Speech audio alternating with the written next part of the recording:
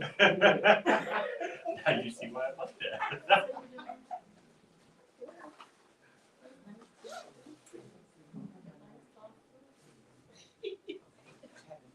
And spicy.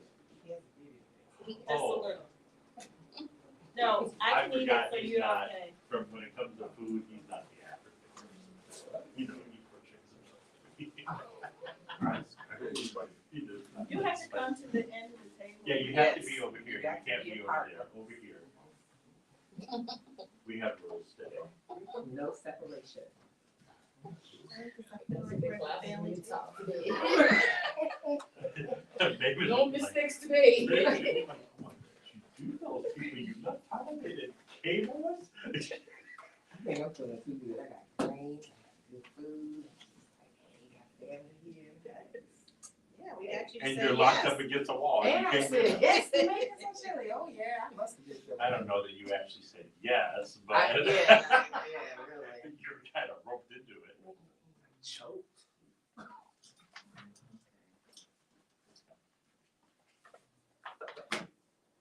Well, we can get started. Do you want me to put Zoom on my phone so at least you can hear him if he says something? Hopefully you'll hear him on the speaker. I mean, until he said it's Too much updating. longer. Oh, Done up. Is it updating? It's done updating. Oh, sorry. I was trying to be, when you get transmitted, we have to have something to say. then you can see on your phone what you can see. Oh, but you can't do it yet because he's not in there yet. Just that one page? I don't usually do that. Oh.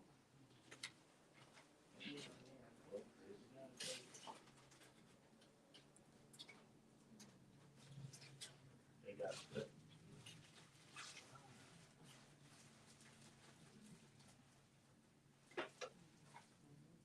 Oh.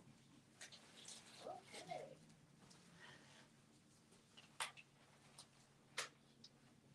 I should keep my phone just. Getting everybody? Yeah, looks like everybody's there.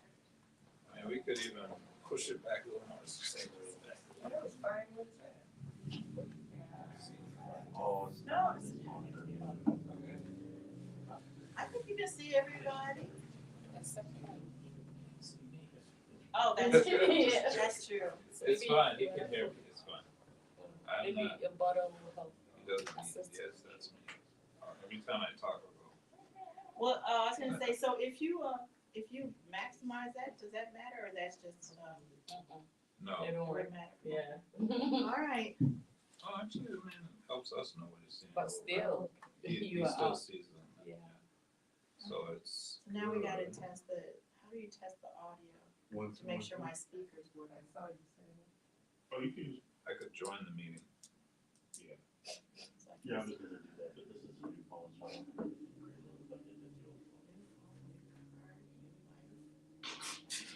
Oh, can't wait to hear the news. Oh, there's more? Yeah, there's more. Oh, geez, okay. Maybe that'll come up, oh, there's a The perfect Bible study. opportunity. There's a perfect opportunity for you to do that, so.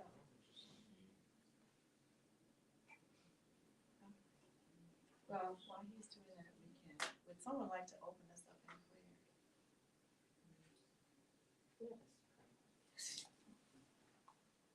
Our Father in heaven, hallowed be thy name.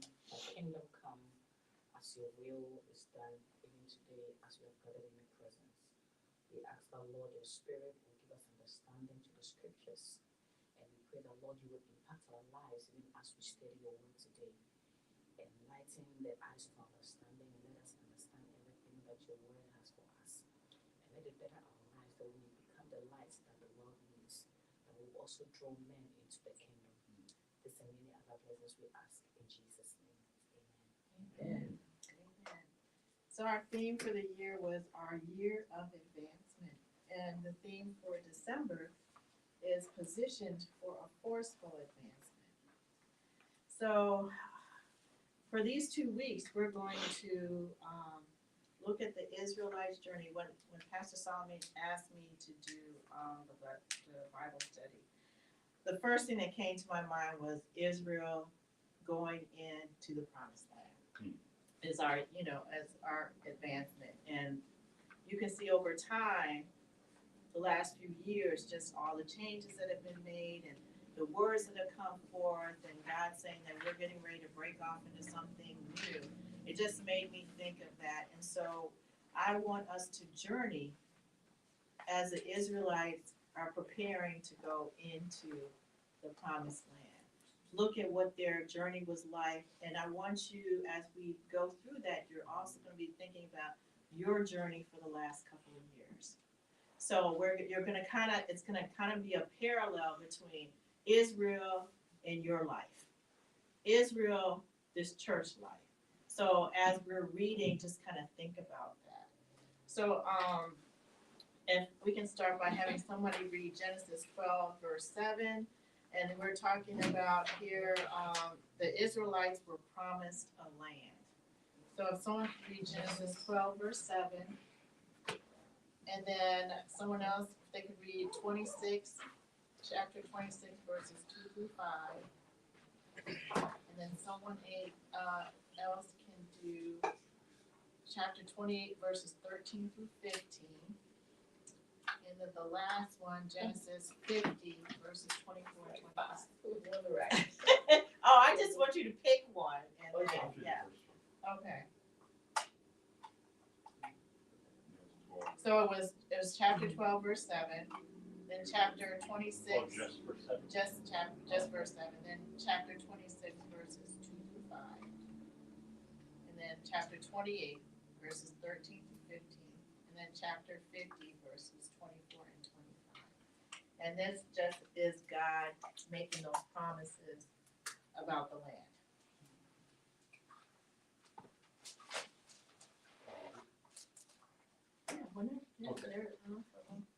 Genesis 12 and 7 says, Then the Lord appeared to Abram and said, To your descendants I will give this land. And there he built an altar to the Lord who had appeared to him. So this is the first time that God gives the promise about the land to Abraham. Chapter 26, verses 2 through 5. And this is just to see how he keeps reminding people about that promise about the land. Just like we keep getting reminders through words that people are, prophetic words over the years of what we're going to be doing, what the church is going to be doing over and over again. Genesis 26, verse 2 to 5. And the Lord appeared to Isaac and said, Do not go down to Egypt.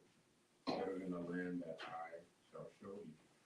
Reside in this land as an alien, and I will be with you and will bless you. But to you and your descendants, I will give all these lands. And I will sworn to your father Abraham. I'll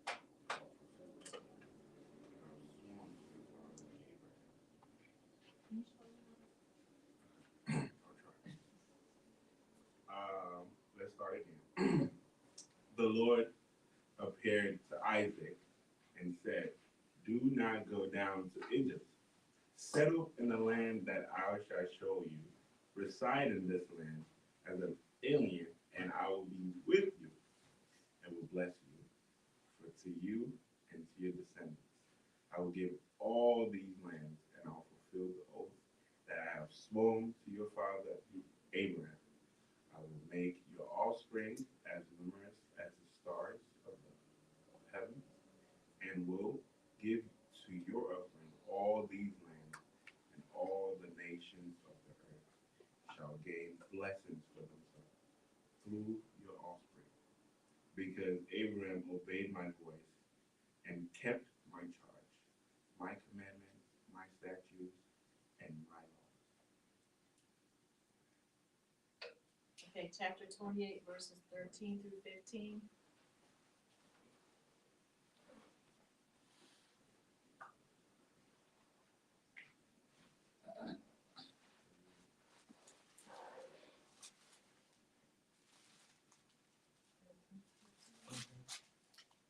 And behold, the Lord stood above it and said, I am the Lord God of Abraham, your father and the God of Isaac. The land on which you lie, I will give to you and your descendants. Also your descendants shall be as the dust of the earth. You shall spread abroad to the west, and to the east, to the north, and to the south. And in you and in your seed, all the families of the earth shall be blessed. Up one more. Behold, I am with you and will keep you wherever you go, and will bring you back to this land. For I will lead you, for I will not leave you until I have done what I have spoken to you. I like that I will be with you until I have done what I have spoken to you. And that's something we always have to remember with the promises that God's made to us, whether they've happened or they're getting ready to happen, that he said he would never leave us, but that he was gonna be with us until he has done what he spoke. So as you think about those things that God spoke to you, you think about those things God spoke about the church and what we're gonna do, he is not gonna leave us till those things are done.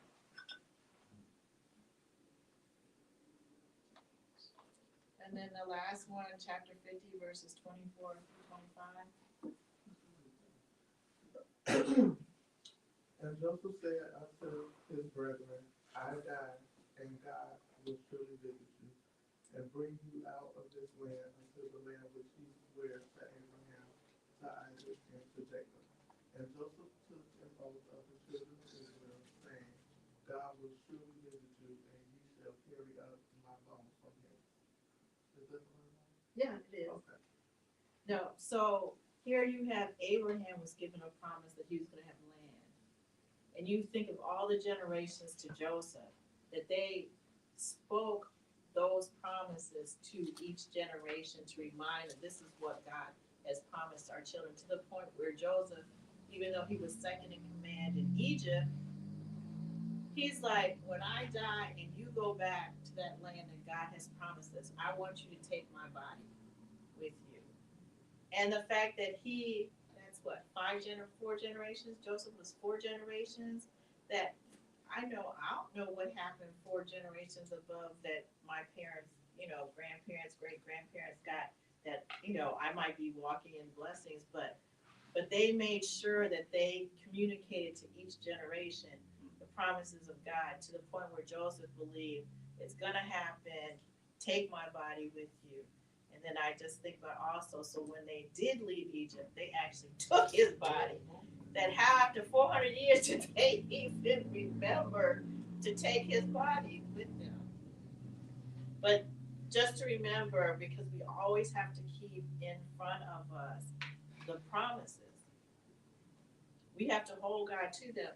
And one of the things that I thought about in this position for a forceful advance is that we have to be forceful in reminding God of those promises, and reminding ourselves of those promises, and reminding him, if you know the timetable of those promises. But you also have to remember that even with those promises, there are distractions. There's an enemy.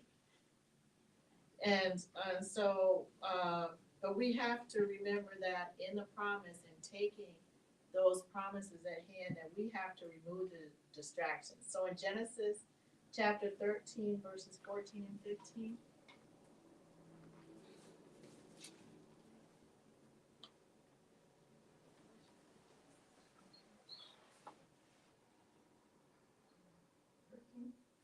Chapter 13, verses 14 and 15.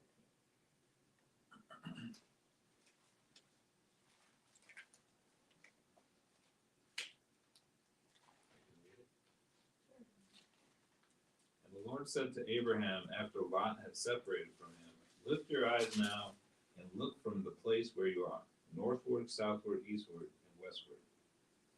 For all the land which you see I give to you and your descendants forever. So, does anybody remember what God had told Abraham originally when he was with it, when he was in the land of his dad, do you remember what God told Abraham to do? So he told him to leave your family and your land and go to a land that I'm going to give you. Did he do that? Yes. No, he took Lot with him. Oh, yeah. He that's took right. Lot with him. Oh, He that's took right. his nephew Sure did. with him. And God blessed Abram. God blessed Lot. And then there was contention. There was fighting because they'd both grown so big. Their shepherds were fighting.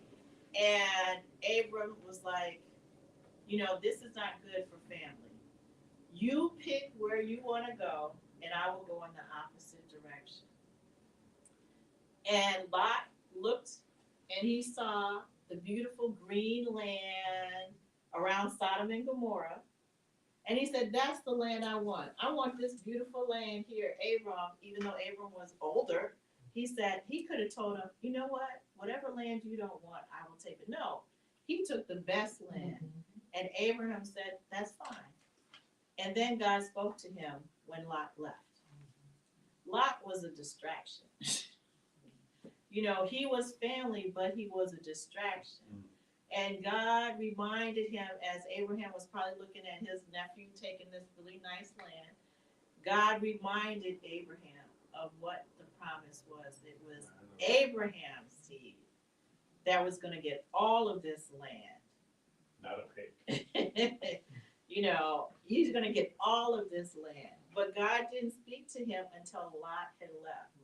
And sometimes God is not going to move or speak until we have distractions out of our lives. There are things that you know of in your life that are keeping you from what God wants you to do.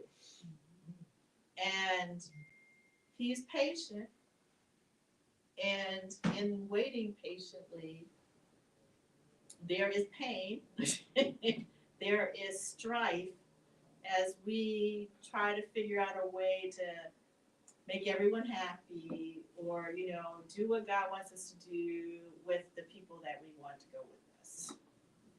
But sometimes there comes a point where you have to move the distractions from your life.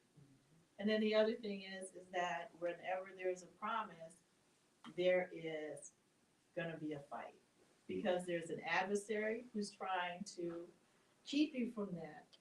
Or in the case of the lands, they had people in there that God didn't want in there anymore.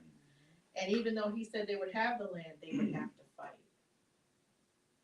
So I don't know about y'all, but I always wonder about that. How do you feel about the fact that have you had any promises in your life from God that you had to fight for?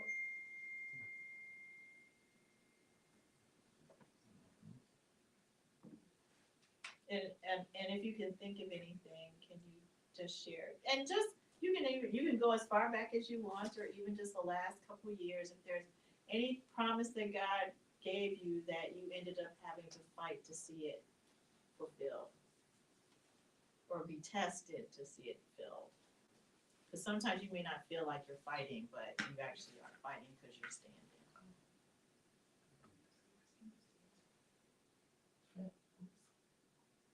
Please ask how do you move this? He's writing. Oh, that's you got. He's that not- message. You got that message? No, I'm not looking at my text So he message. said, please ask how do you move distractions from your life? He's asking. Yep. I want to know, how come we can't hear him? Well, he's not in a meeting. I see you do look at the phone. Yeah. So how is he hearing us if I he's think not he's on logged YouTube. in? He's probably watching. I sent him the login for Zoom. Yeah, tell him Layla wants him on Zoom. Yeah, I want him on Zoom. Go to Zoom and go get your answer. I hope tell him I sent him the link to the Zoom. That's a good question. How do you remove the How distractions? do you get rid of it? That's what I got. See, the problem with, Is that the question? I thought we were talking about, have you ever had a promise that you had to fight for? Yeah, that's what I'm asking, but then in the The question meantime, but the again. next question will be Trent's question, to have someone answer that. Good question. The question is, how do we fight? Have you No, the ever- question is, Have you ever had to? have fight you your- ever had to fight for a promise?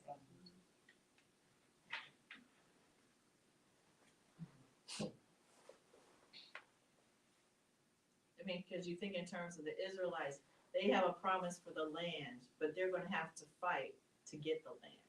So think about that in terms of anything in your life that there was a promise or something and you actually had to fight for it. Okay, and fight may not be fight, it could be, you know, you want to be a doctor, or you gotta go through med school for that.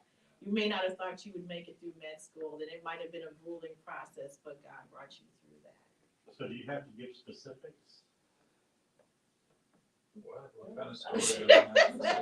I was like, you can be general, but if you're specific, because Well, it's I want to be general only because. You don't Build wanna name somebody names? here. No, it's not that. It's because there's a part of it that's still, Or you're still going through. yeah.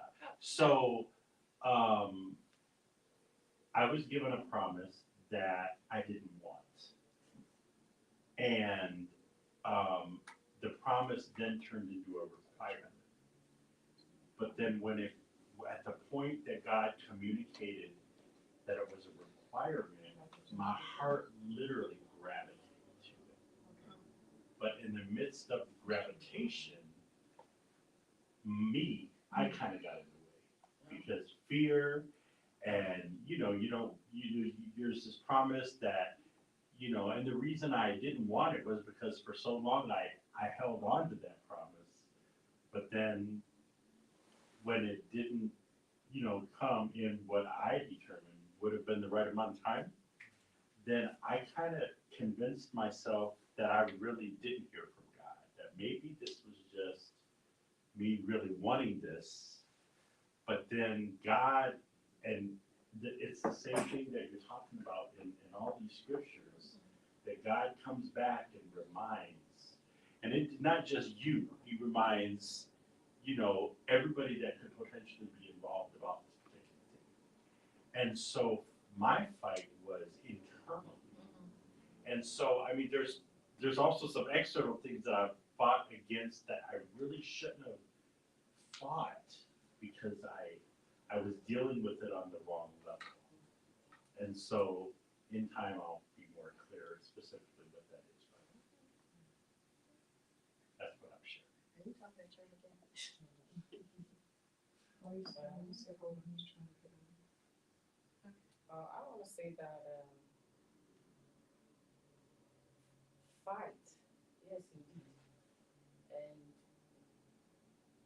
if we wanna even give specifics, there are thousands of them in our lives.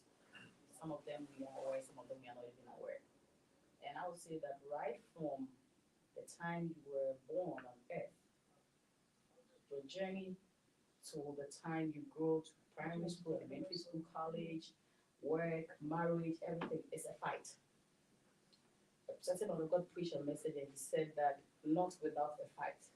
That everything you go through in life is a fight. Going to school to make sure you get your grades right is a fight because you have to learn.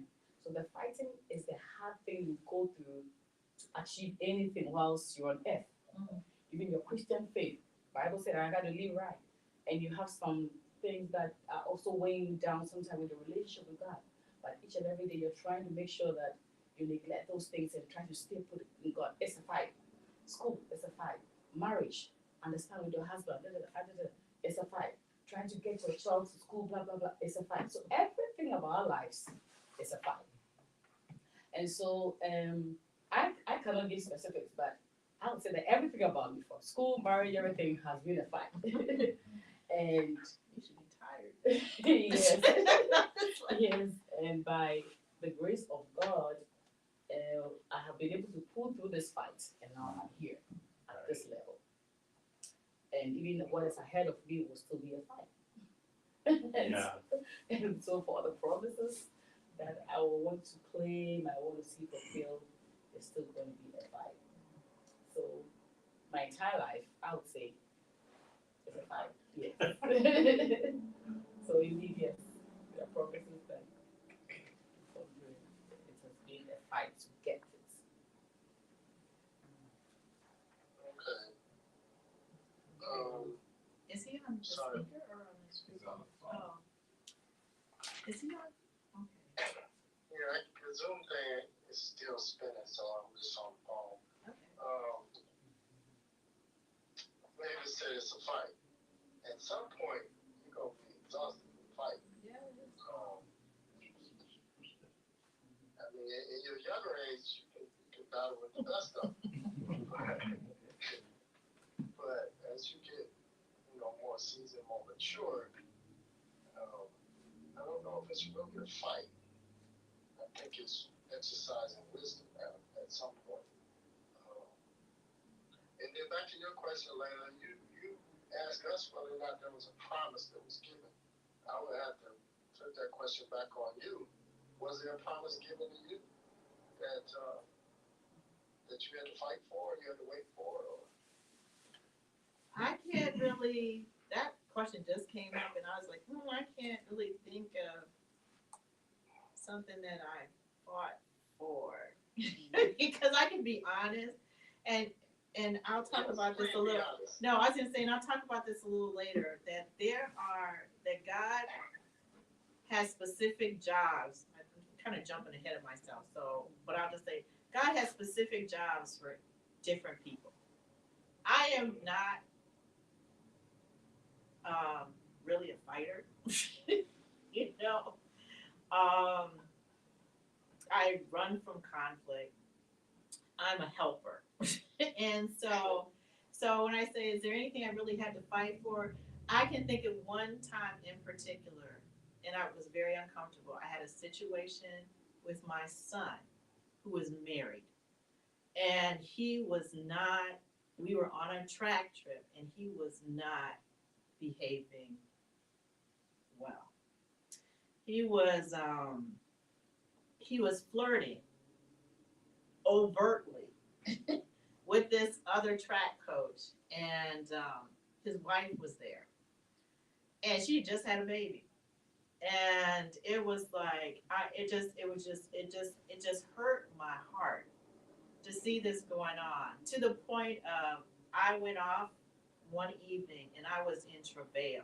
I was like, God, this has got to stop. This has got to stop.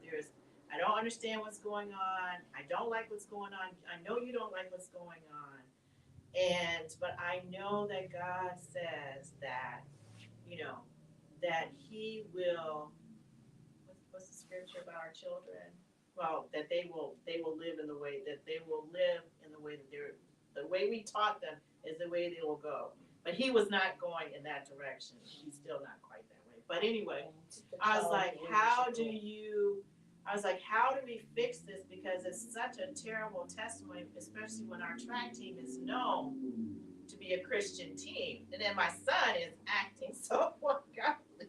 But anyway, so holding on to a promise that this is not the way he's supposed to behave, and then travailing in that to like one of the few times that I've ever had to travail like that. And to see that turn around. To like their marriage is really good, whereas I thought it's not gonna make it through this trip. So a promise of seeing that my family will represent, how God wants families to be, is a promise that I hold on to. And that was a fight. So yeah, that was my first serious fight. Terry has something to say.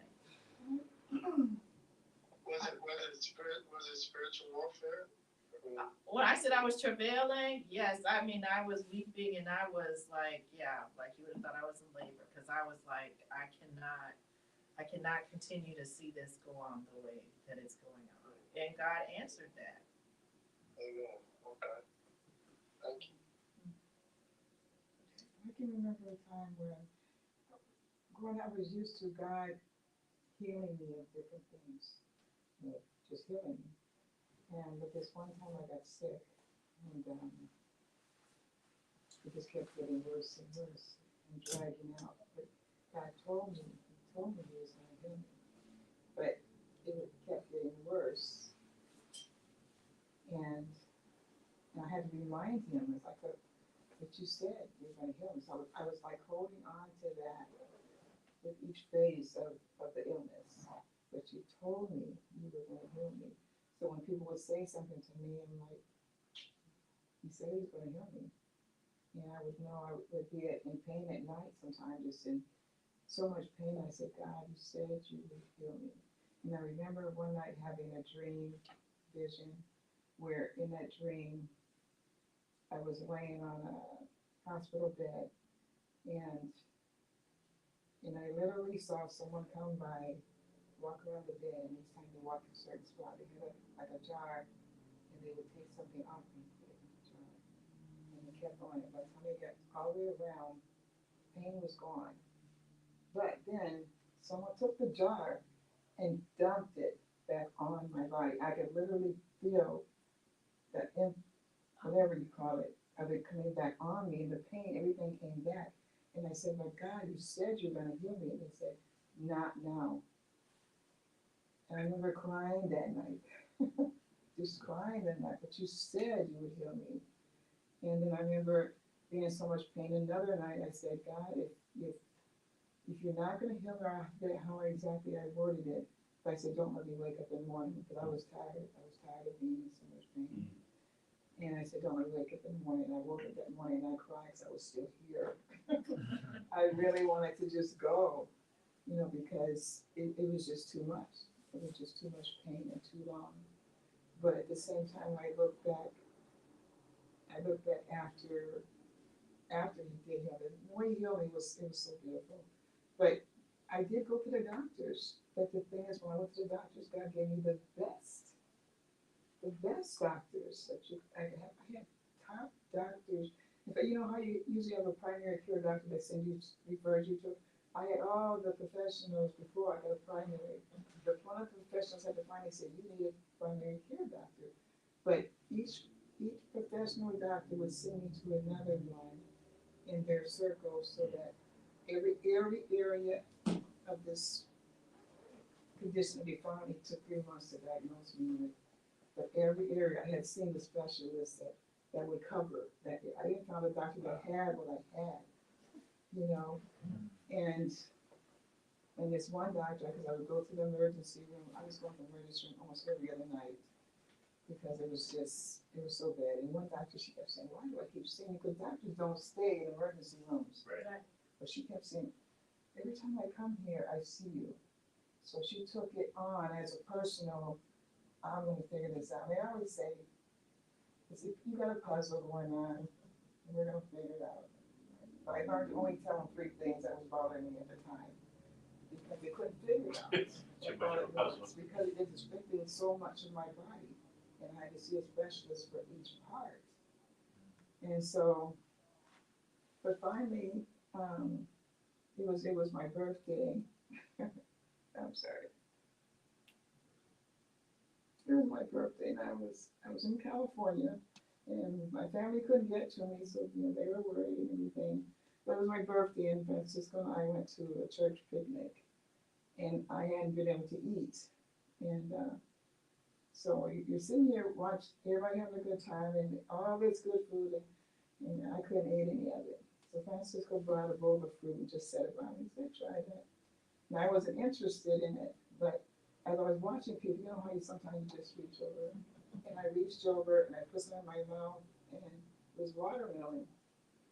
And finally, I realized I was eating. I almost screamed. I wanted to scream. I can eat because it just so happened on my birthday. It was like a birthday present from God to me. But it wasn't bad, but I wanted to die. I wanted to give up. But I had to remember, you promised. And I would remind him, you promised. And he did. I will never forget it. I want to ask something little. The question was, do we have to I think for any promises of God in our life that we have to fight for it to come to pass. And I said yes to that. And the first submission I made was that everything in our lives have been a fight. And you guys are laughing like, then you be tired, you be tired. Yes, you be tired, but it's not like a fighting as in striving and kicking and fighting, but the determination and the perseverance that you attach to that we have to attach to our lives, which has gotten us here to attain certain things, is the fight. So it is not a physical waging of war, but your the determination, your concentration, your endurance, even through the pain or through things that you suffered, sickness, healing, like she was saying. And God even sometimes postponing the miracles and what you want to let it happen. It's also a form of fight that you're enduring to hold on to that promise. So I'll say yes, it's true, and it happens to us every day, but we are not aware that that is a fight. That's why Paul said that I have fought a good fight, and I have finished the race. I have kept the faith. Henceforth, there is laid up for me the crown of righteousness, which the Lord, the righteous judge, will award me. That's the promise. Will award me on that day, and not only to me, but also to all who have loved his appearing. And when we look at the life of Paul, first he was persecuting the church, he got saved, now he's become a disciple, he goes through a whole lot of things, persecution, again following because he denies following Jesus, that to heal the sick, raise the dead, and sometimes he was bound in chains, that to equip lash. Those are all forms of spiritual fights that he went through and endured. And now, when it was time for him to check out on earth, the reward. Let's see, the reward. So it's yes. I think it's what you're saying. It's Yeah. yes. Well, I wanted you to think of a specific one, just Okay, because. okay. No, we're gonna go on. The reason why I said a specific one is because as we're looking at the journey, sometimes you have to remember the fight and how it ended to help you with the next fight. Yeah. So I'll go on to, we kind of jumped ahead, but I just wanted to remind, and we're gonna read this, that God sometimes gives us victories before the real promise comes to give us confidence in that. So this is gonna be a little bit more reading. So we're gonna look at Israel, and if you can remember, can anyone remember some of the fights that they had before they even got to the Jordan? We're gonna read Genesis chapter. We're gonna read Deuteronomy chapter 2, verses 24 through chapter 3, verse 11. So it's gonna be a little bit more reading. So we're gonna just go around the table, except for me. So everyone can take. Everyone can take. Yeah. Deuteronomy chapter 2, and I don't know if we should do 2 or 5 verses because I can't remember how long it is. So everybody can take like 3 verses. 24. You need a Bible. Because she said she don't need a sense, so you need a Bible. And you'll have to follow, so, I normally just say everyone read 5 verses, so however we end, then someone may, it might end before we get all the way around the table, but So starting 2:24, you said? 2:24, Okay. and we're going to chapter 3. Rise, take your journey, and cross over the river and Arnon. Look, I have given into your hand Sihon, the Amorite king of Heshbon, and his land. Begin to possess it and engage him in battle. This day I will begin to put the dread and fear of you upon the nations under the whole heaven. Who shall hear the report of you, and shall tremble and be in anguish because of you? And I sent messengers from the wilderness of Kedemah to Sihon, king of Heshbon, with words of peace, saying, let me pass through your land. I will keep strictly to the road, and I will turn neither to the right nor to the left. You shall sell me food for money, that I may eat, and give me water for money, that I may drink. Only let me pass through on foot, just as the descendants of Esau who dwell in Seir, and the Moabites who dwell in Ar did for me, until I crossed the Jordan to the land which the Lord our God is giving us. That's just 5 verses?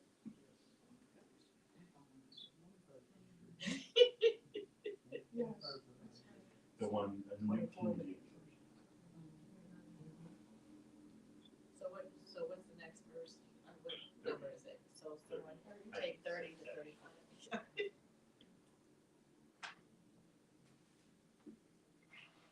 So they're moving towards their promised land. God has told them that there's certain areas that they are not to have any, if they're not to have to go around this. So some of their cousins, they have to go around. And now they're in this one land and they're asking, can they pass through? But God has already told them that they're one of the people that need to be wiped out. So, but they're asking them, can they pass through the land as they're on their way to Jordan? So verse 30, someone want to read verse 30, 35? The Sihon king of Heshbon will not let us pass by him. For the Lord thy God hardened his spirit and made his heart obstinate, that he might deliver him into thy hand, as appeareth this day. And the Lord said unto me, behold, I have begun to give Sihon his land before thee. Begin to possess that thou mayest inherit his land. Then Sihon came out against us, he and all his people, to fight at Jahaz. And the Lord our God delivered him before us, and we smote him, and his sons and all his people. And we took all his cities at that time, and utterly destroyed the men and the women and the little ones of every city. We left none to remain. Only the cattle we took for a prey unto ourselves, and the spoil of the cities which we took.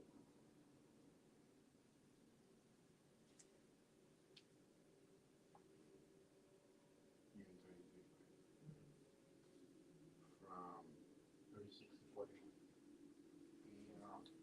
on the edge of the way in, including the town, actually, as far as Gilgal, there was no citadel too high for us.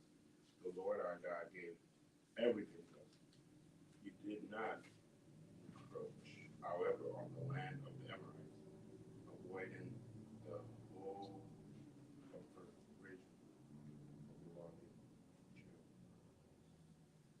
as well as the town of the hills country, just as the Lord our God has charged. So I want you to keep in mind, there was a group of people that God said, I'm hardening their heart so you can take the land. But there are other people that you are not supposed to touch. And they were obedient to that. So keep in mind that what God tells you to do, you do that exactly. You don't add to it, you don't take away from it, but you do exactly what it is that He tells you to do. So now you're in chapter 3. Push on to chapter 3, verse 45.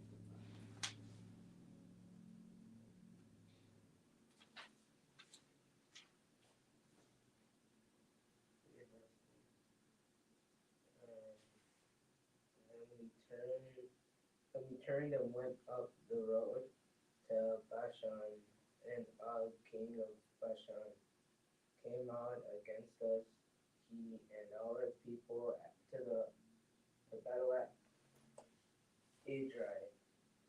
And the Lord said to me, do not fear him, for I have declared and delivered him and all his people and his land unto your hand. You shall do to him as you did to Sihon, king of the Amorites, who dwells at Heshbon. The Lord our king of Bashan, with all his people, and we attacked him until we had no survivors remaining. And we took all his cities. At that time, there was not a city which we did not take from them. 60 cities, all the region of Argob, the kingdom of Og and Bashan. All these cities were fortified with high walls, gates, and bars, besides a great many rural towns. Okay, so the second battle that they had, God gave them the ability to take them, and they had high walls, they had gates, and they had bars. And God allowed them to take it. In thinking in terms of as we are advancing, we have to eliminate anything that God says we have to eliminate, whether it's in our life, our family's life, in this church, whatever, that we have to eliminate. We can't leave anything. We can't look at the situation. We can't look at how big it is or how large it is or how few there are of us, because God is on our side. And that they were able, I want you to just think about you're walking up to a literal walled city. How are you going to get in there? But yet and still, they were able to get in and totally wipe out the people. I mean, that sounds kind of harsh, but there's a reason why they were wiped out. And to take the spoils of the land. And God says that we're supposed to take the city. And we need to eliminate that which is ungodly. And we have to go in with the mindset that we can't, as that one scripture says, that you hate even the spotted, dirty garments of a person when you're snatching them out. We've got to get to the point where we honor God's requirements to the point of not tolerating, compromising, or whatever, so that we can have total victory. So then the last 5 verses. No matter what it is, Well, you see what happens when people hold on to something that they're not supposed to hold on to. What was this? What do you go through with Lot? Well, you look at Lot, but you look at Achan. Yeah. He took stuff and hid it in his tent, and they lost lives because of that. And when it came out that he did it, he said, "I just wanted it." But he not only did he lose his life, he lost his whole family. His whole family was destroyed, and they lost a battle because of one person just saw something that he wanted and thought he could get away with it. So you think of how many battles have we lost because we held on to something that we weren't supposed to hold on to. And now, when you think of where we are now in time, is it going to be worth it to hold on to something when God really wants to move now? When we look at our city, when we look at our state, when we look at our family, when we look at our country, we're where we are because we've allowed a lot of compromise. But if we want to see God's glory, He wants a pure bride. So one thing I noticed, I've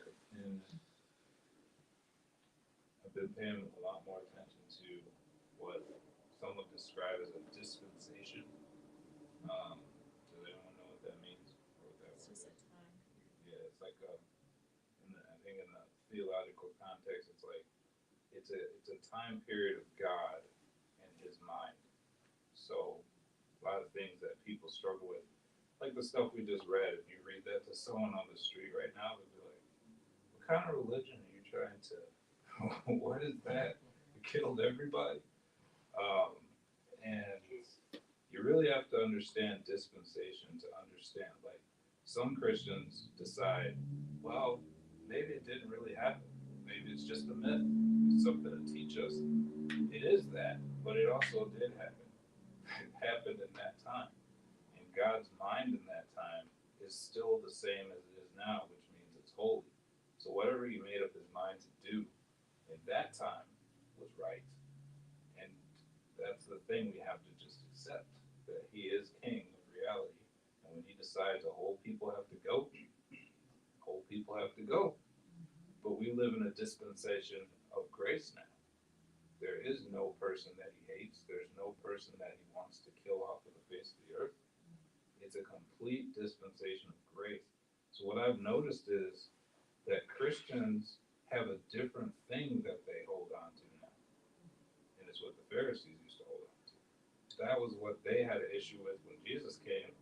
Like, where's the warrior? Where's the guy who's going to do what he used to do and take care of all these infidel people around here? And he's like, I didn't come here to do that.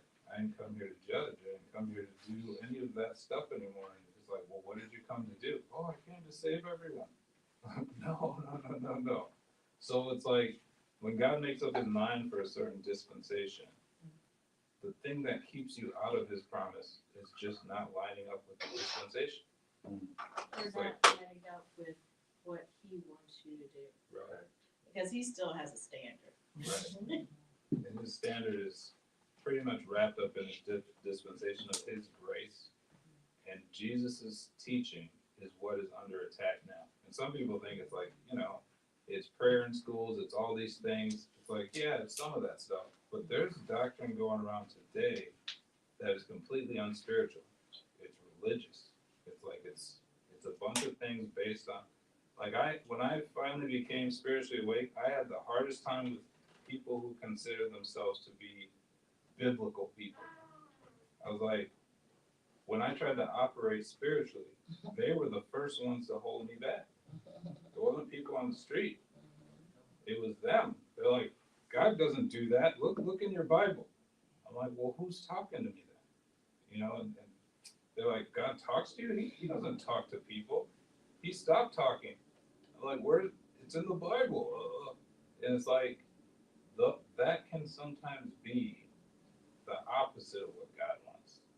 Thinking that you're holding on to something that he gave you in a different dispensation. But the dispensation he's in now, you can't get with it because you're not spiritual.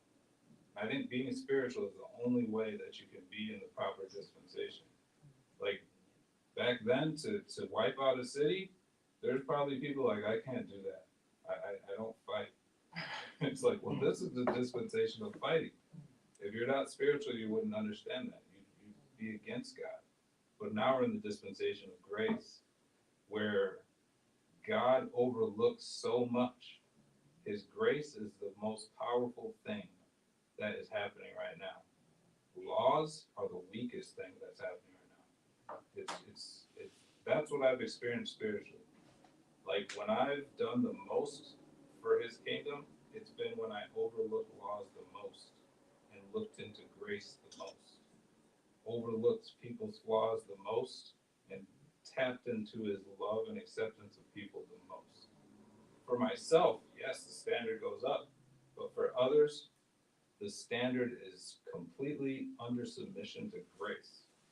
So I need to accept people with the eyes of Jesus.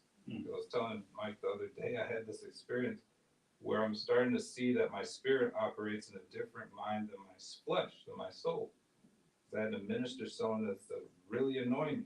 I'm like, God, this person and the lifestyle they're in is so agitating to me that I have so much to tell them about it, but my spirit was like, I'm not interested in any of that stuff you want to tell them. Just listen to them. And then I'll give you the opportunity to speak. And that operation is like, it didn't take away God's standard. It just put it behind his grace, because his grace offered me the opportunity to minister. And then my ministry had nothing to do with all those things that were wrong with the person. It had one thing that they needed. And that one thing was the thing they were ready to accept. And it worked. If I was my old self, I wouldn't have the opportunity to say anything to them, because we would have been enemies. We would have been fighting. So it's like, it's just a different dispensation, it seems like. can't remember what my point was, but it's something We were about. talking about dispensation. Right, right. The different dispensations. So in terms of, I, just wanna clarify that when we're looking at this, I'm not looking at, we're gonna take people out, but just from the standpoint of God was giving victories to build their confidence. Well, And that, yeah, I was just gonna say, I think that, just to piggyback off of him and also you, is that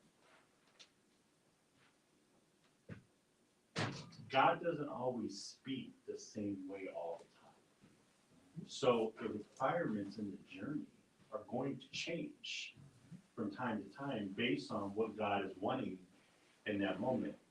And I think from a tangible perspective is so many people have remembered how God dealt with them in times past, and they've equated God's dealing with only that. So when God says something new, and God tells you to overtake, or God tells you to go down this path, or God tells you to disconnect from, something that is a distraction, we, as people, sometimes we're not as enthusiastic about following the God that is speaking to us in a way that we've never heard him speak. And that's where the spiritual part has to come in, and the being sold out has to be relevant, because we have to really be in a place that we are really willing and permitting ourselves to listen to everything that God is saying. Because God is not going to continue to speak the same way. Because times have changed. Your journey into your promise is going to take, it's going to take some desperate measures. And desperate measures are listening, as Layla said, to whatever God tells you to do, and doing it at the exact way that he's telling you to do it. Now, the reality of all that is that many times you're going to be by yourself, because everybody around you that you think you confide in, that you think, they're going to be like, you're crazy, you're nuts, but you have to be honed in on the voice of God and what he's telling you. I remember what my point was, though, too. You reminded me. Basically, my point was, what Layla's saying is, you have to be completely focused and do what you're told, and don't hold on to anything that would keep you from what God is calling you to do. And my point was that when the dispensation changes, you got to know that the battle is changing. Mm-hmm. So the landscape of the fight is still there, but the fighting is different. So it used to be back then, you're fighting and eradicating people. We're not doing that now. We're fighting to remain in God's grace. If you're strong in grace, you're powerful in this dispensation. Back then, if you were firm to the zeal of the Lord and his precepts, you were powerful. But it's kind of flipped. So the church has to be firm to what Jesus is doing now, right? In order to be successful. That's what I mean. Same zeal, but you got to know what you're being zealous about now. And now we're zealous about grace. Church, you wanna add anything to that? Kind of, but don't you feel in my spirit or something?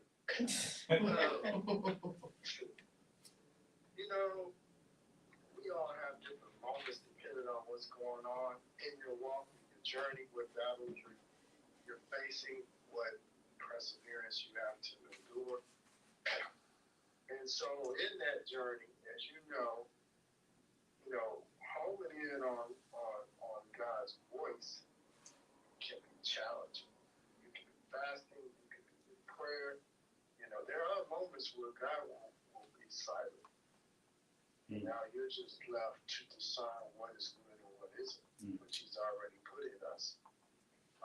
And so, I hear you guys, and God bless you if he's speaking to you that much. I struggle to hear his voice. I have to get it from multiple mediums, not just from my prayer and meditation, but from the people he put in my life, for the things that he puts in front of me. I don't believe in coincidence because I am walking with him and it's not a coincidence. So I have to hear his message or his prompting of me in so many different ways. And, and so again, it's a challenge as Lady just indicated. You have to be focused and you have to be trusting that this is what he wants you to do. And he's not going to keep reaffirming it to you. He's already told you once. You got to hold on to that, really. Because if you let that slip, now you're confused and you're not sure about what you're doing. He's already spoke to you once, and you got it through prayer, through meditation, through fasting. All I can tell you guys is you better hold on to it, because he may not tell you again. That's good. I don't know if he'll never ever tell you again, but because if you look at the examples, he may not, or it may just be a long time. Because if you look at Abraham's life, it wasn't like he was telling him every day. Right. So but it's nice that he reminds you when you need to be reminded, when you're about ready to quit, or you're about ready to do worse than quit.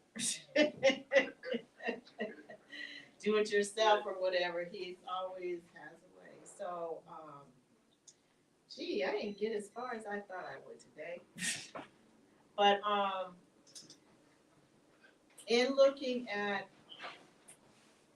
advancing, and I just wanted you to think about. I was hoping that we get through some, but we kind of deviated. Just some victories that you have experienced. If you could just think about some victories that you've experienced over the last few years, health victories, job victories, family victories, church victories, just things that you've overcome that we could use as kind of a testimony time. I look at the church building and we got the flat roofs done. That we had a decade at least of challenges with those roofs leaking, and God finally blessed us so we could get those done, and we got the ceiling done so before anything fell and hit anybody in the sanctuary. So It's on its way. so just victories. So are there any victories over the last couple of years that you just?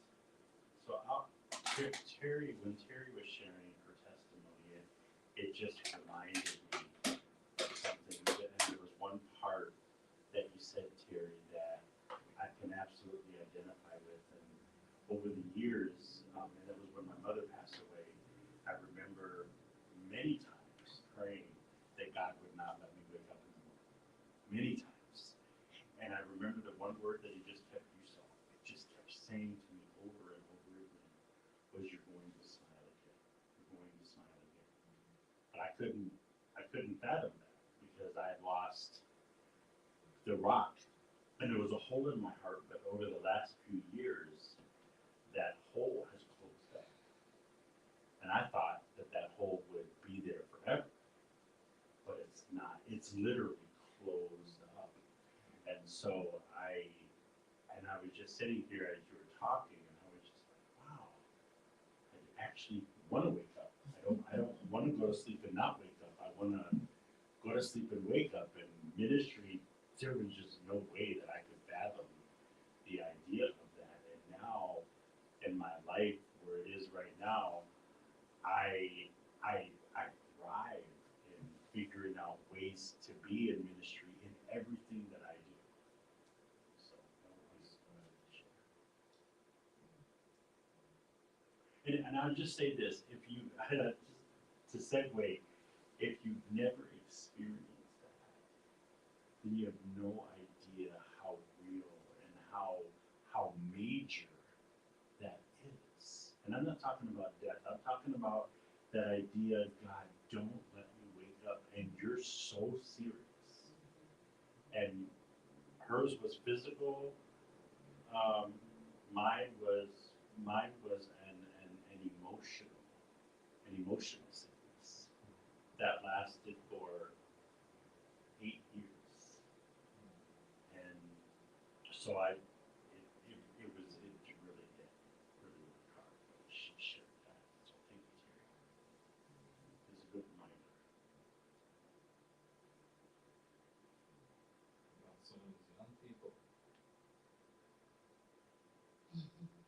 Well, you have time to think about it, because you can bring something to the table next week if you want to. But the reason why I wanted you to think about victories and share victories is, and I'll just leave you with this thought, is that just like the Israelites with those 2 battles, we're getting a taste of what was to come. The victories that we have had are just a taste of what is to come, because God said greater glory, you know, bigger victories. You know, we're going to be moving mountains, and so I want you to also think that our victories have been personal, but the victories that are coming are going to be kingdom. They're going to be about the city. They're going to be about the church. They're going to be more than just us and our family, but they're going to encompass so much more. Just like the battles that they were going to have when they go, you know, when they cross the Jordan, were going to be so much more. It was going to affect a whole nation as opposed to just a couple of the son tribes. You know, it's going to be the whole tribe. And so as we're looking at advancing, and God has been advancing, and there have been things that there have been some people that have gone through trials that have been extremely hard over these last couple of years, but they're just preparing for the fights that are ahead. And you know, because we've gone through some hard things, it's not going to be as hard to go through, because we already know that we're victorious. And whereas we might be like me, we've been in wailing, oh my God, this is awful. They'll just be like, okay, this ain't happening again. You know, we'll just have a different attitude. We'll come at it a different way. You know, when you get hit, or it looks like you're getting hit, you know, like Mavis was looking at you, you weren't fazed when the accident happened. I mean, people are going to look and just say, how come you aren't knocked out for the count?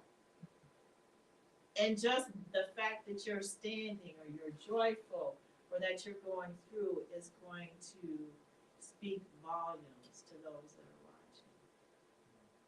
So you can think about some victories if you want to share them next week.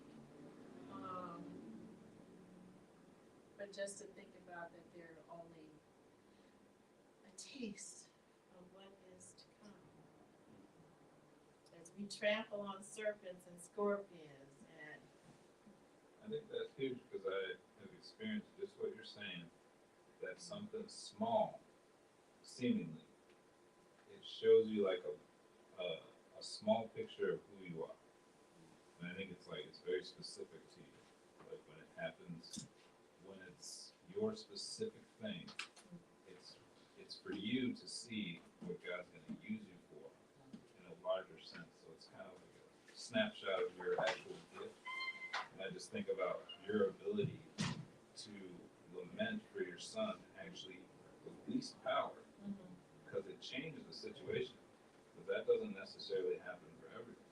It just probably shows that if you're able to lament for bigger things, that it could probably change bigger things coming forward. Because when God calls all of us together, we're supposed to bring that thing that He's been cultivating in us and put it together to make this incredible team that moves atmospheres together. So I think it's important to pay attention to the things that God does, and you see that that's a miracle, and realize that this is probably what He's going to make me do, to build up confidence that you can do those things. I'm just amazed at how one of the words that people in Bible study that have come through for the last 3 weeks is when things get rough, remember what God did for you already. And yet how this is coming full circle, because Now you're saying, look at what God did. Look how he did this for you. Well, guess what? He's actually about to do more. And it's just amazing to me how that just really has come full circle. Would you consider that God's promise in life? Absolutely. I would consider anything that's progression God's promise in your life when you're walking with Him.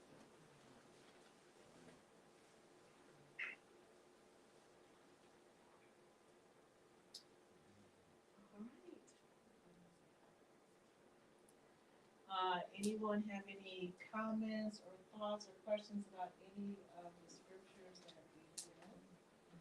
Anything that stood out in your mind that you need to, you're gonna take home and think about?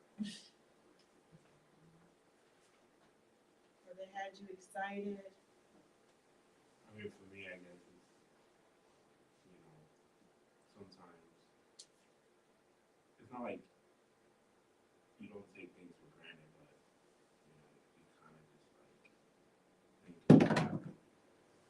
Waking up every day, go to work, come back, from work, and eat and have all your body function.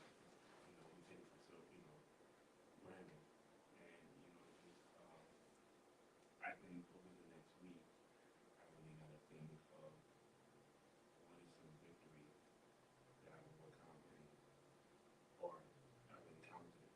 Because sometimes, we're just like, oh, that's supposed to work, and apply for this job, we're supposed to get, all these kind of things. But yeah, I think it's more of a thinking process for me. There's so much in my life, so much happening, so much battles. But yeah, this is really good. Sometimes you just gotta listen, and not speak. But yeah, just taking it all in. Thank you.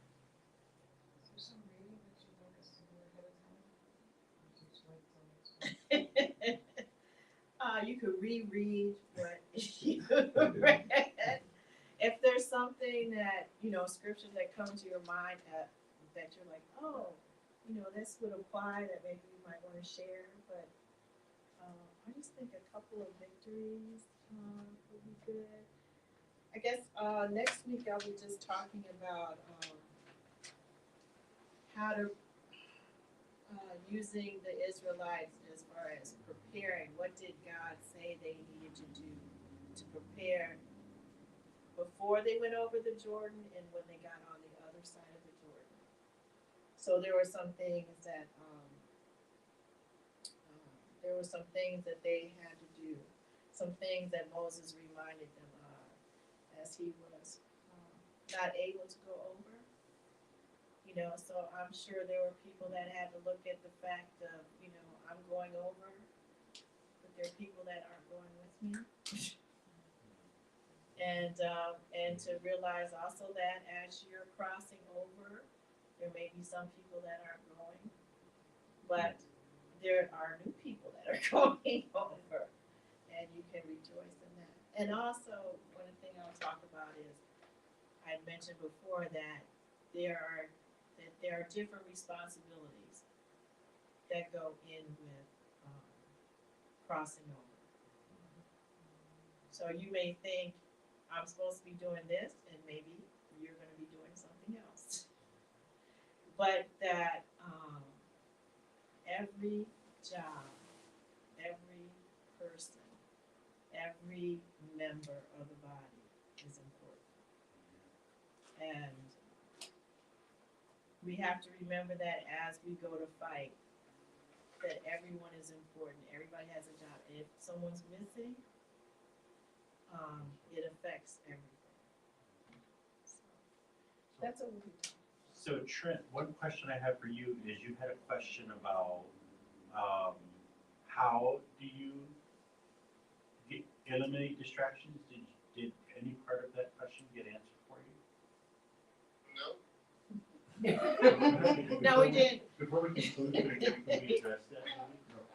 And again, I guess I'm looking for perspective, you know, how has God taught you to deal with distractions? I mean, I know there's no, recipe, 2 pounds of sugar and a dash of salt, but I'm just looking for a testimony or perspective, similar to some of Layla's earlier questions. You know, in your journey, how have you been able to push past distractions or find them, and what was the outcome? It seems like it's an old adage, though. You know, the more at stake, the bigger the distraction. That's been my experience. Yeah, because they could be, because what, I can't remember what scripture it is that says that, all things are lawful, but not all things are expedient. Yes. There are a lot of things you can do, but some of them you just can't do right now or ever, or just because of what God has called you to. And, I mean, I just find for myself, some things God just shows you are a distraction. Other things you don't know they're a distraction until He takes them away. And sometimes God is gracious enough to take them away. And then you realize it was a distraction. And then other things He'll just tell you it's a distraction and you have to decide what you're going to do with it. And sometimes God is even gracious with that and say, this is holding you back, but I'm going to let you choose whether or not you want to hold on to it. Yeah, I never want to be in that situation. I'd rather He just tell me and take it away or something, rather than tell me I have a choice. I will have to say, and this is testimony to your mom, and I don't have a mom, I don't have a mind. I mean, as you move into that realm, you're right. You don't want God to. You don't want Him giving you choices. Like, wait a minute, I gave it all to you. But I guess that's a different cross we have to bear. We have to know that there are some things that He's going to want us to work through.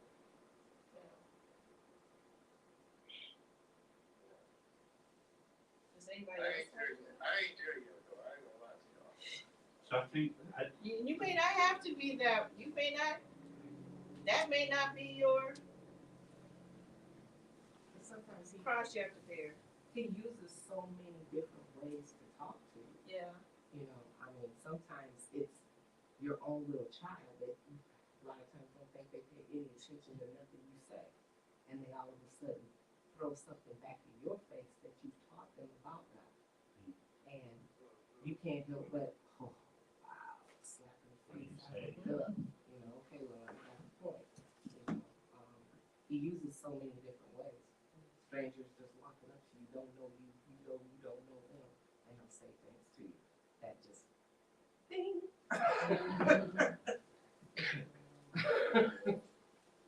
It's not. And sometimes God, for the way God speaks to us is a lot, and sometimes it depends on also your relationship with Him and how far you have been with Him in the journey of life, and how you have built up your spiritual tenacity or your spiritual antenna with the Holy Spirit and with God Himself, and then He speaks to you through that dimension. But as maybe upcoming Christians that we are journeying with the Lord, God knows all of us our levels. So most of the time He'll speak to us through dreams, visions, trances, and scriptures, spiritual songs and hymns. Sometimes we go through something we're thinking about, then as soon as you finish battling the issue in your mind, a song will just drop. And when that song drops, it answers what you were really battling your mind with. I don't know whether I'm making sense. yeah. Okay. And then, so these are all ways that God will speak to you. And then also sometimes through word of knowledge or word of wisdom. And that is where the prophetic comes in. And it's for before the person even think already know by the Spirit of God what it is. And then you're able to move in that direction. So right now when I sleep, I say, Lord, as I'm about to sleep, let me dream. And speak to me. Let me see something. Because that is one of the avenues that is fast and quick.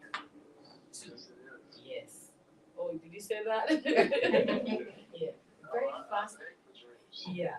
Fast and quick. And no, it doesn't fail. It happens. You see it is red, it's red. It's black, it's black. You don't even need a prophet to come and confirm. And that is that. So So Trent, I would say, for me, with distractions, I'm a very literal person, as you know, and so I think distractions have to have a door. They have to have a permitting perspective. In other words, they have to be permitted to be able to arrive as distractions. So they have to be allowed. And so when I really kind of just really started thinking about that a couple of years ago, I literally just, for me, and it's not to say that I don't have to go back and do it again, because I do it constantly, but I'm not permitting you to distract. I'm not permitting distractions to arrive. They come, but because I declared that in my life that I'm not accepting distractions, I think I'm more aware when they start to present themselves. And so then I tend to, just not to be deep, but I just tend to back off, and I try not to participate in certain conversations when I've become sensitive to the fact that there may be a distraction coming. One of my biggest distractions, just to be transparent, is the issues of my child. You know, I have a grown child that I'm trying to lead into the path of God, and I've learned how to take his needs and introduce Christ. And say, okay, I'm gonna help you with this, but before I help you with this, let's talk about your relationship or lack thereof with God. And just introduce that, because there was a time in my life where whenever there was a need, I'm just meeting it because I just don't want you to have to fight battles that I had to fight. But then I learned that it was fighting those battles is what caused me to become the mature person that I've come to be today. So now I've started to introduce Christ into those perspectives. a question. How are we able to even pick up that this is a distraction? That is a distraction. Mm-hmm. So I need to get out. How are we able to? You understand what I'm saying? Yeah. To even pick it up, because for your ability to even pick it up is also another. I don't know, advantage. I would say here. if it interrupts anything that you're in the process of doing, you know, in your walk with God. So you're moving, you're doing this, and all of a sudden, an accident happens, and someone starts yelling at you. And you're like, no, we're not doing that. And you just take it back, because you're trying to take me to a place that I'm not trying to go. But it's a distraction, like, because you know in the word, from the word, that you shouldn't respond a certain way. Yes. Or, you know, a distraction could be, you know, you're trying to help someone, but in helping them, you're actually violating God's law. Yeah. That's a distraction. Yes. Because your emotions can cause you to do things that are definitely contrary to what God wants you to do. So that's a distraction. Now that there's like different levels of distraction, because the enemy plays the game at a efficient rate. You know, like if you don't, he knows what kind of player you are, so he sends the distractions for that level that you're playing at. And I think one of the things I've learned most recently is like God's agitation with our distraction, I think, happens in a place that we aren't taught often. that he is most concerned about. I think when we come into the church teaches us that biblical, sinless. That's what he cares about the most. But what I've learned as I matured is God cares the most about what he put inside of you That's right. for his purposes. That's right. It's your destiny. Whatever keeps you from your destiny is what he cares about the most, and what agitates him the most about your distractions. So when I came to understand what my calling was, my distractions got different. It always had to do with making me think I had to do something else. Hmm. I'd get ideas like, well, how are you going to make money if you do that? Right? Well, you don't have enough time because you got this. And it was painful, but over the time, God would show me either from taking it away from me, throwing something in my way that causes an accident, that I have to pause and say, God, did you do that? Yes, yes, I I did. did. It wasn't the devil. Because there's a certain point where you're walking with God, it's not the devil very much. It's like he can't really touch you. It's really him a lot of the time. My car broke down. Well, I wanted you to stop driving for a while, just pay attention. So, but when I understood how important calling was, I think everybody should seek that the most. Like out of all the things, spiritual things that you seek that the most, because everything comes with it. Like some people try to be holy without a calling. I don't think you can be. Like I think you just be practicing a religion. Like if you don't have a calling, you got no relationship. Because the first thing that happens when you love God is he tells you what to do if you love him. He says, feed my sheep. That was Peter's calling. What's your calling? And then you'll know what your distractions are when you're trying to do that calling. Then you'll know, oh, that has nothing to do with my calling, so that I'm not doing it. Oh, they're saying, come over here, do this. Like, that's not my calling. So I don't, even though it sounds right, it sounds like a good religious thing to do, it's not my calling, so I'm not going to do that. So I found that there's different levels. Obviously we should not sin. That's obviously going to get in the way of your calling eventually. But the biggest enemy attack is the thing that makes you stop doing your calling or pursuing your calling or honing your calling. You should be doing that the most of anything. I want to go a little step further and say not necessarily your calling, but your relationship with God. Because as you grow closer to God, you will just walk in your calling. Because the things that would distract you don't distract you. The sins that might distract you wouldn't distract you. Because if you love God, you're not going to sin. Because you're not going to want to hurt him. So ultimately, you will walk in your calling as you walk with the Lord. Because he'll open the doors, he'll close the doors. You won't have a desire to do certain things as you grow closer to him. So he wants that relationship, and out of that will come. Because Jesus' calling was because he loved the Father. And he did what he did because he loved the Father. Because he loved the Father, he obeyed him. He obeyed every single commandment because he loved the Father. He spoke because the Father told him to speak, or he saw what the Father did. And as we desire more of knowing God, then we will know what he's called us to do, and we'll just walk in it. So we won't really be striving to do our calling, we'll just do our calling. We'll just do our calling, which is the ultimate that we want to do. Because we want to do what he wants us to do. Like that scripture I said the last time I taught, he prepared a body for me. God's prepared a body for all of us because there's something specific he wants us to do. That's right. But we don't have to start with it because he's already put everything in it. We just have to want to do what he wants us to do, and then we will walk in that. So Jedediah, you have anything you want to say? Any thoughts? Anything that? Because I know you're thinking. You're not. You just don't know what to say. Because I know you got something. God's put something in you. And I hope we'll share. If not today. Today would be nice, but if not today, maybe next. Well, I don't know if we'll be here next week.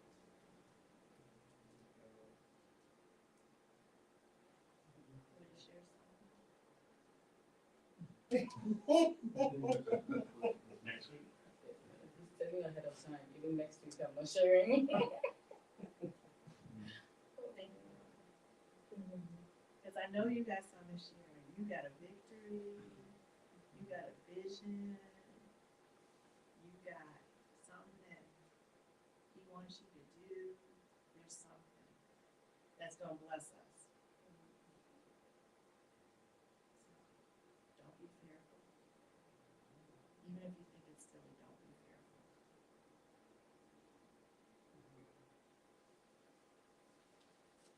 Okay. That answer your question, Trent? A little bit. So I wanted to ask the last question that do you, oh, okay, sorry. Hey Jedediah, how you doing, man? Doing good. How you deal with distraction at school?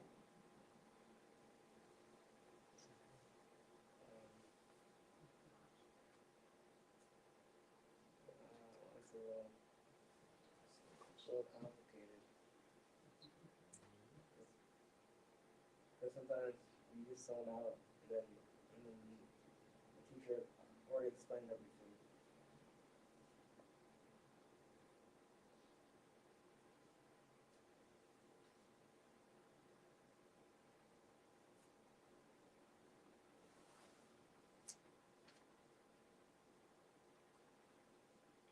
Well, hopefully this helps you a bit.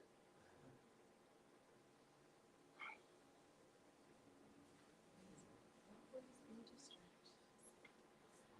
I wanted to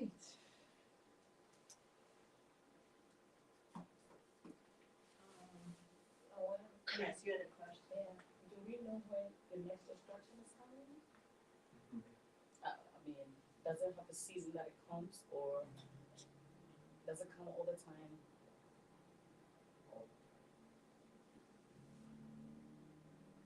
I don't think there's ever a moment that it can't try. I think the determinant is our response to allow it to come. It's like we can't control what goes on around us, but we can control our response to it. And it's our response that is indicative if the distraction has life. I could tell you it's an interesting distraction that I've noticed over the years here. When people commit to want to do something at the church, whatever it is, more time, whatever, they always get a job. They may not have ever had a job before they made that commitment to do something, or they had a job that they didn't really like, but as soon as they said, I'm going to do blah, blah, blah at the church, they get a better job, or they get a job, and they haven't had a job in a couple of years. And it's been interesting to see that it has always, that's something. And so then you have to determine, is that a distraction or is that a blessing? And sometimes it's hard to know what it is, but I've noticed that that's a reoccurring thing in the 28 years that I've been here. that is when someone has made a commitment to do something, that's when. I remember Pastor Joe is that anything that presents itself as a blessing but takes you from the church is not really a blessing. And that's if you know you're supposed to be doing something. True. Because you might not really supposed to be, because they're kings and priests, so you could be a king and you're supposed to be out there working. But it was just interesting, especially if people want to do some work and physical work in the building or something. That's when it would always take them out. So that's an example of a distraction, but it's something that you have to be discerning. Is it a distraction? Because it's a very good thing.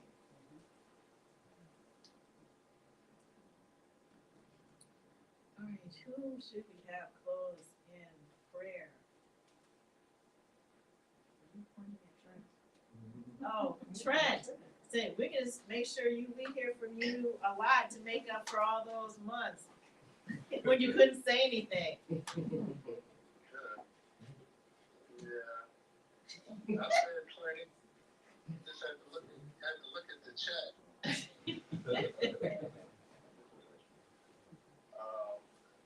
Father God, first of all, we thank you so much for gathering us in this way so that we can share and receive your word and allow it to be applicable to our lives from this day forward. I thank you for the wisdom that you imparted on every one of us today.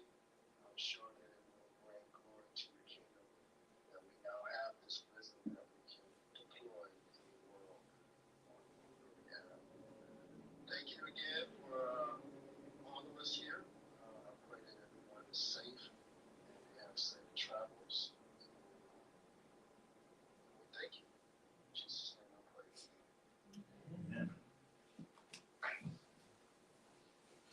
So I hope I gave you all something to think about as we advance. Forcefully. All right. Love y'all. Love you, Trent. Good night. Bye.